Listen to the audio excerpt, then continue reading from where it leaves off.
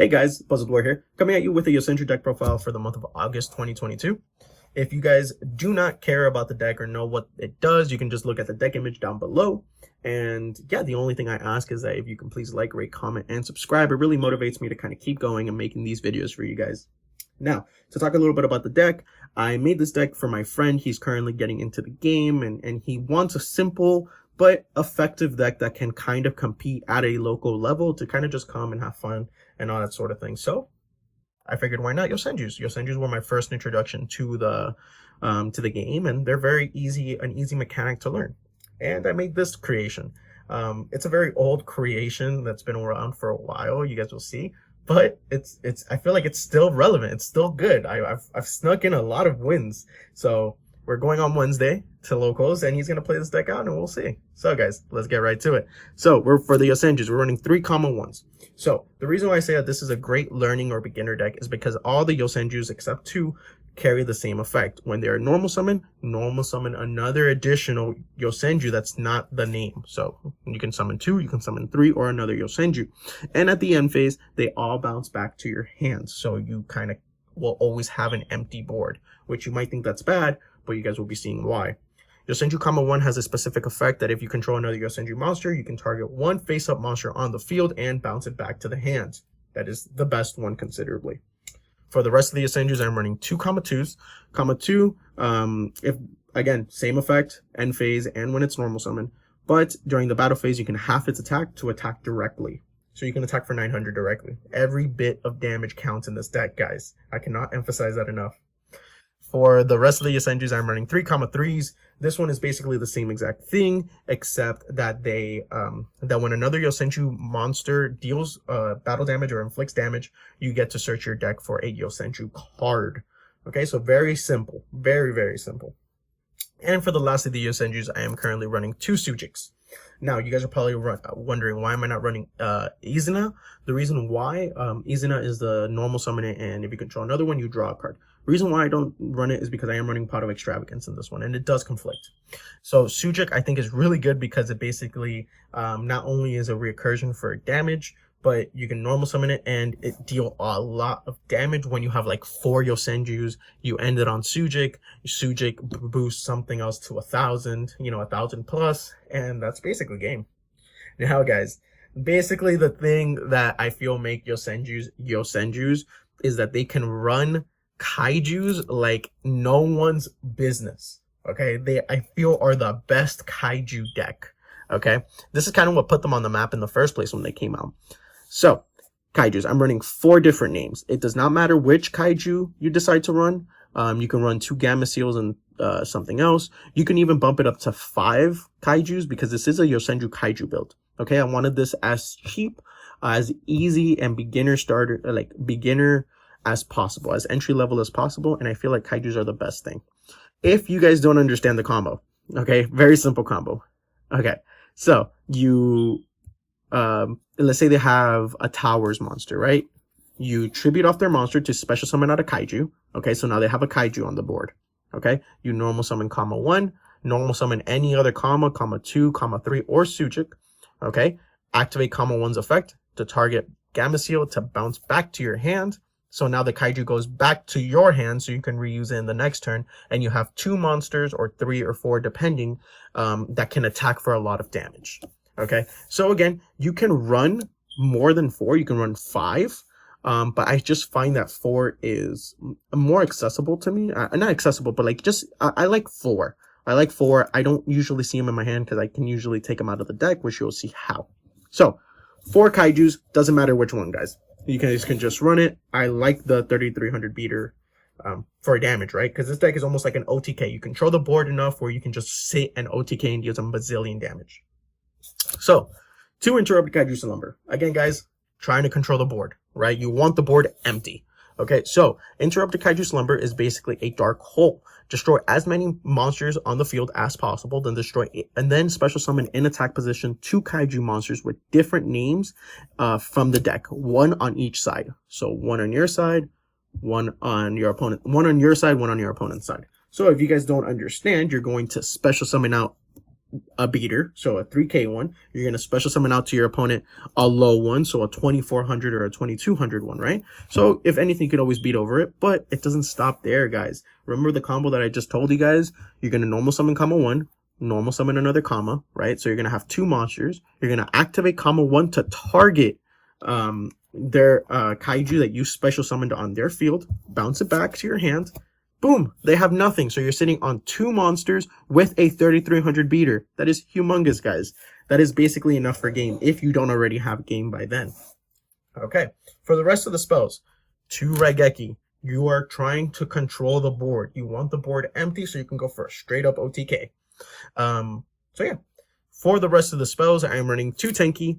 Tenki, all your Yosenjus are Beast Warriors, so this searches out anything, any Yosenju related card. And it also gives them a nice 100 boost, which is really nice. It really does come up because, again, you're trying to OTK. And what did I say before? Every bit of damage counts. For the pot cards, I am running 3 pots of dualities. So some people might ask, Puzzled, why are you running pot of duality if you special summon, right? Because, well, Kaijus need to special summon themselves. The Yosenjus normal summon themselves. But this is also a control deck. More than likely, you will never die, early on. So you can activate pots of duality and gather your resources, okay? Gather your Yosenjus and kind of just sit on that for a while until you're ready to go off. So this can get me my Interrupted Kaiju Slumber to use it next turn. A Kaiju, this can get me a Yosenju monster, a Yosenju trap, or any trap. And it's just really good. I have no issues, no qualms with duality. Just play it smart. And for the best pot card, obviously, 3 pot of Extravagance. You do not use your extra deck. This is the reason why I do not run Izuna, because Izuna says draw a card, and this prevents you from drawing any more for the rest of the turn. So that is it for the spells. For the traps, the Yosenju traps, I am running 2 Sword Stings, which is if you control no monsters, reveal up to 2 Yosenju monsters with different names in your hand, then target the same number of face-up cards your opponent controls, return them to the hand. So if they control one of your Kaijus, guess what? You just got one of your Kaijus back for free, baby. And this is just really good, again, controlling the board. I will never be scared of dying with this deck because I'm running a lot of, well, destruction cards or protection cards. For the last Yosenju basically theme trap, I'm running 1 secret move. So you guys can decide if you guys want to run 3 Sword Stings, or you can stay with 2 Sword Stings and take this out. I like the 1. Why? Because it is searchable, and this is basically just an Omni Negate when your opponent activates a spell or trap card or a monster effect. While you control at least 1 face-up Yosenju monster or card, and all face-up monsters you currently control are monsters, you can activate this and negate the activation and destroy it. So basically, it is very slow because you have to search it, or if you draw it, you basically set it during your turn. Let's say you normal summon it and they decide to imperm you or veiler you or something like that. Well, you can flip this up and you can still keep going on with your plays. So I think as a 1-of is really fine. It's never done me bad. I like this card. For the rest of the traps, I am running 3 Torrential Tribute. Guys, your field will more than likely 80-90% of the time be completely open. You want to disrupt your opponent. So with this, let's do it. With 3 Torrential Tributes, 2 Interrupted Kaiju Slumbers, that's 5. 6, 7 with 2 Raigekis. Guys, that's 7 interruptions, like in terms of like destruction of the board. It is really, really, really good, guys. That way you can kind of go for your OTKs faster and all that sort of thing. For the rest of the traps, I'm running 3 Solemn Strike. I think it's the best trap, as well as it's easy and accessible. It's only like $1 a piece, if anything.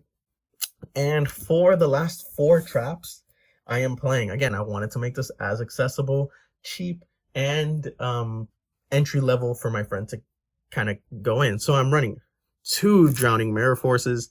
I feel like this card is a mandatory in Yosenju's. When your opponent declares a direct attack, shuffle all attack position monster your opponent controls into the deck. So, guys, all Yosenju's bounce back to your hand. So, yeah, you're always going to be left on an open board. Even if your opponent beats over your Kaiju that you special summoned to your side of the field, they have to attack directly, because more than likely you're only ever going to be sitting on 1 Kaiju because you can only control 1. And then the rest is going to be completely open. Boom, activate Drowning Mirror Force. All the monsters get shuffled back into the deck. So let's say if they had a Kaiju that you gave them, the Kaiju gets sent back to your main deck.